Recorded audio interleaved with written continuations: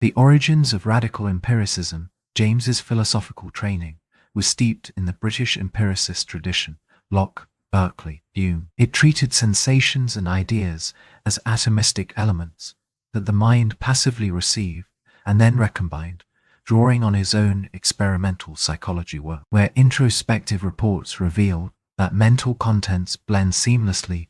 James argued for two key departures. One, continuity over atomism. Consciousness is not a collection of discrete units, but an unbroken flow, attempting to parcel experience into separate thoughts or impressions. Two, relations given as much as terms.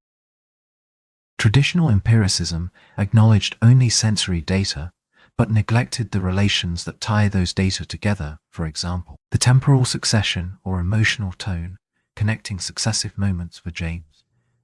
Those relations are themselves part of what is directly experienced. Core tenets of the stream of consciousness. The stream metaphor, he famously wrote, consciousness does not appear to itself chopped up in bits, it flows. A river or a stream are the metaphors by which it is most naturally described. This metaphor. Two, primary and secondary memory. In James's account, primary memory is the immediate present, what we are attending to right now, while secondary memory is the background context of past experience. 3.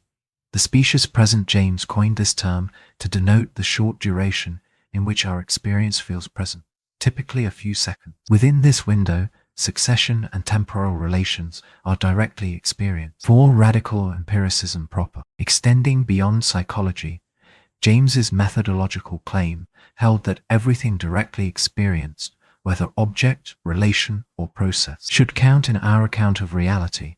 We should not posit hidden intermediaries, like mental representations. Resonances with modern mindfulness and psychology. James's stream of consciousness bears striking parallels to contemporary mindfulness and dynamical systems. Meditation practices that cultivate observing thoughts and sensations as they arise and pass mirror James's emphasis on noticing the texture and flow of experience. Mindfulness teachers encourage awareness of the specious present, precisely the slice of time.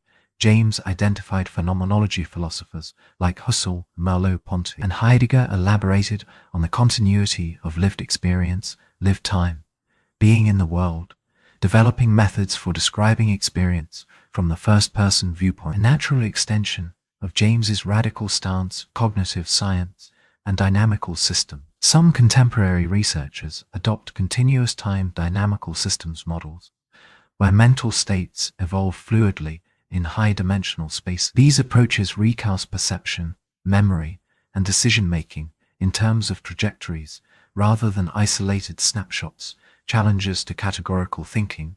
James's stream of consciousness. Beyond conceptual labels, we habitually slice experience into neat categories. But these divisions often impose artificial boundaries on the fluid reality of consciousness. Thoughts, feelings, and perceptions intertwine continuously rather than battling intrusive thoughts by labeling and ejecting them. One can observe them as passing events in the stream. Implications for theory and practice. Embracing radical empiricism and the stream of consciousness. If relations and flows are given in experience, we may need more holistic theories of mind, clinical psychology, therapeutic modalities. Commitment Therapy Act and mindfulness-based cognitive therapy explicitly draw on the idea of observing thoughts as transient events, aligning with James's insights. Everyday life on a personal level, attending to the stream, can foster presence and deepen our appreciation of life's unfolding richness. Conclusion. William James's radical empiricism and his portrayal of consciousness by insisting that the flow of awareness and the relations within it are themselves primary data. James prefigured phenomenological methods and dynamic models in cognitive science. His work invites us to resist the urge to freeze-frame our mental life into static categories and instead to live with an open curiosity for the ever-changing river of experience.